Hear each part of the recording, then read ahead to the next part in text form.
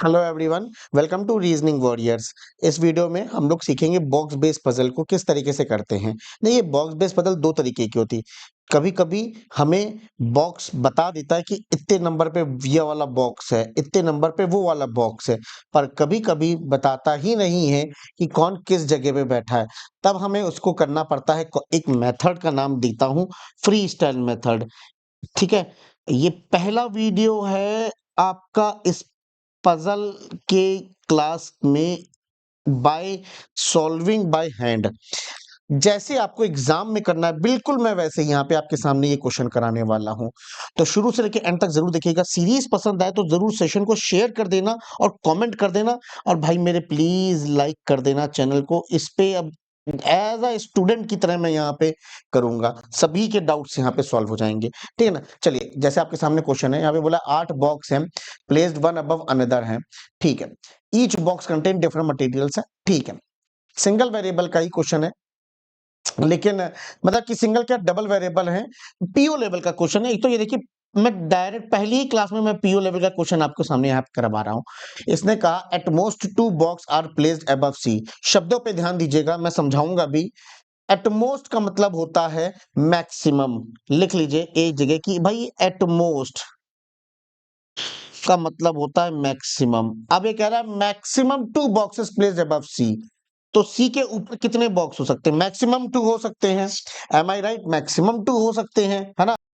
कहने का मतलब यही हुआ कि सी के ऊपर या तो 0, मतलब सी टॉप पे है, या तो सी के ऊपर 1, या तो सी के ऊपर 2।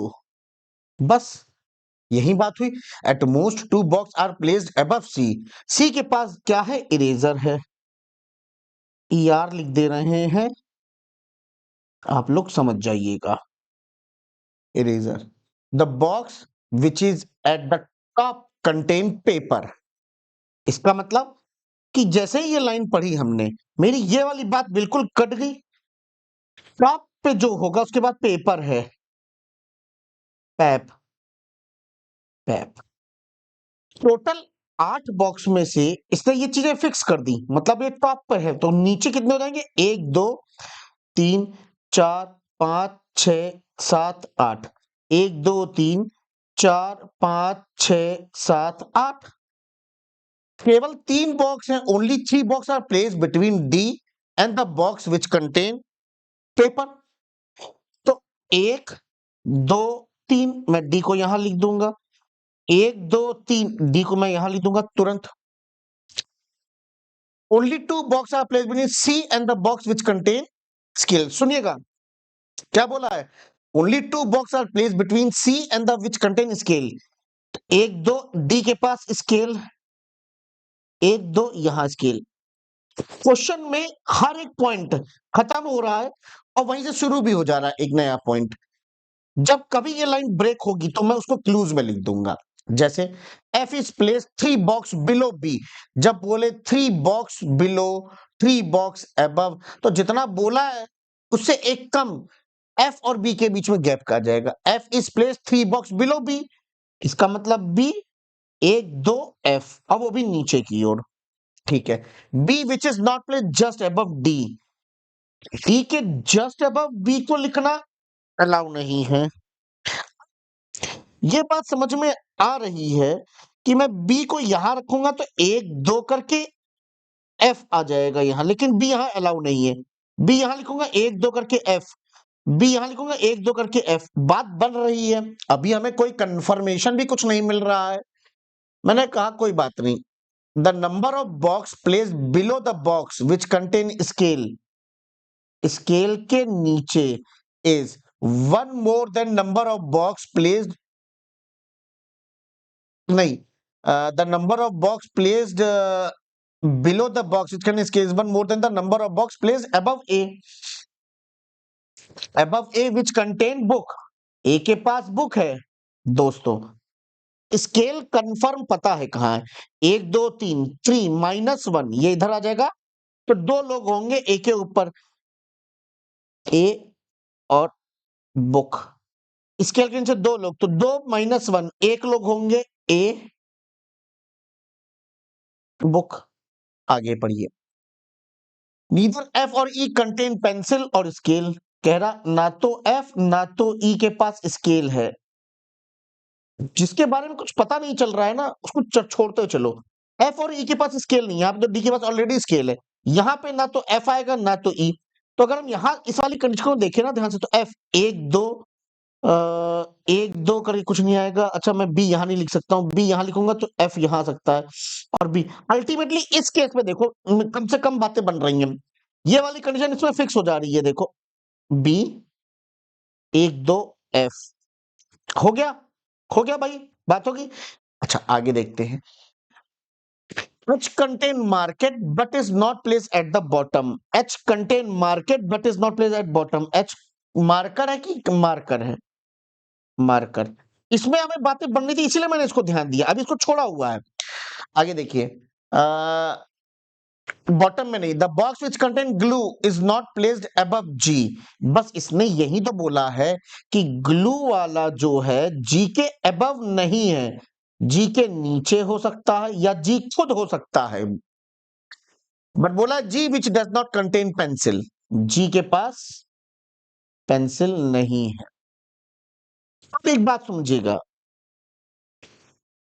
जी बॉटम में नहीं आ सकता, अल्टीमेटली जी यहीं आएगा, कुछ और रास्ता नहीं। जी यहां के जी के नीचे कौन आएगा? ग्लू। ग्लू। बट जी के पास क्या नहीं है? पेंसिल नहीं है, मैंने नहीं लिखना।